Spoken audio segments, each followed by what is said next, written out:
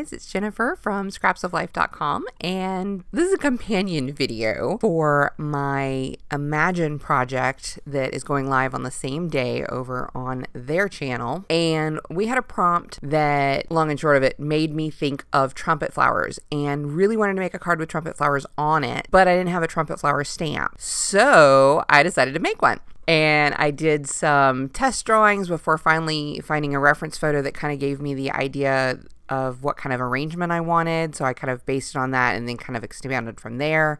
I enlarged it on a copier and did super simple image transfer where you scribble a pencil on the backside and then, use that to trace it. Then went over it again with a black Sharpie just so that I would have good lines to follow. I kind of want to say that was the easy part. This video has been edited and sped up by about 2,500%. This video is about 5-6 minutes by the time everything's done, maybe 7, I don't know. And yeah, process of carving this stamp took closer to 4 hours over 3 nights. Mostly because this is the most ambitious stamp I've ever carved, which isn't saying super much because I haven't done a lot of stamp carving. I've done some, but not a super ton. And it's funny that this video is going out in September because that is also known as STAMPTEMBER.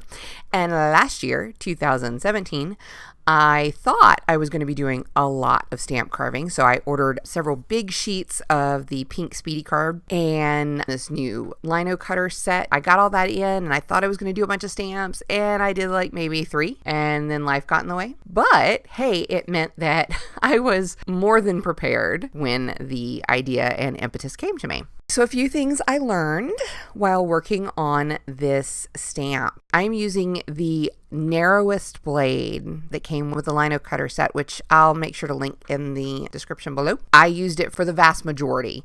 Even though there are some larger sections, it was just easier to stick with that one blade until it came time to carve off the excess around the image. Just like when you're doing like paper cutting or the Scherenschnitte, I think I'm saying that right. I could be mispronouncing that. But those intricate paper cuts where you're, going out a single piece of paper with a craft knife, just like that, you want to start with your tiny details first and work your way out, because the more you cut, the weaker the paper becomes in the paper cutting. And that's the same, more or less, as what's going on with the stamp. You're creating these very fine lines, well, at least on something like this.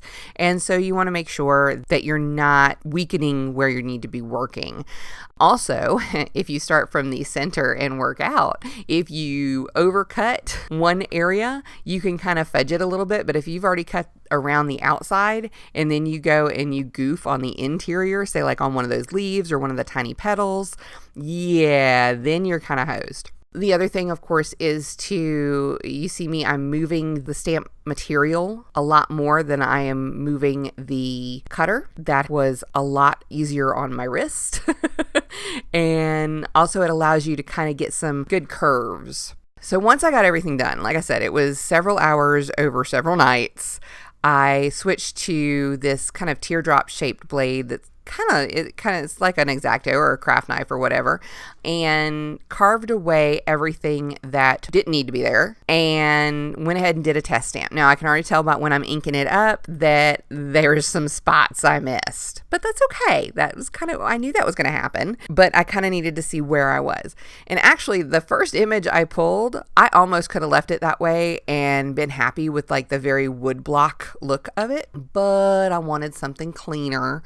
So then I went in with both my, my craft knife to kind of carve away some of the larger edges, as well as, again, that tiny, tiny channel or V-blade, and carve away all the parts that had ink on them that I didn't want to have ink. I think I ended up doing a total number of, 2 cleanup passes and then called it good enough. because I needed to get on with the project that it was for, which you can see in the end shot. But I really love the way this turned out. I'm really pleased with how well the stamp turned out. I love the project I made with it for Imagine. Again, that'll be linked down below. Make sure you go check that out. And I just love the image itself. So if you would like to play with this image, but don't feel like carving your own stamp, which, hey, I totally get. I think this was a flight of madness on my part, but it was fun. So I'm just going to go with it. I made a digital version of this stamp that you can find in my Etsy shop, which I will also link down below. Thank you so much for watching. I hope you've enjoyed this video. I hope it's given you some ideas, whether it's what to do, what not to do, what you might want to do, what you might not want to do. Either way, I hope you have a very crafty day, and I'll see you next time. Bye.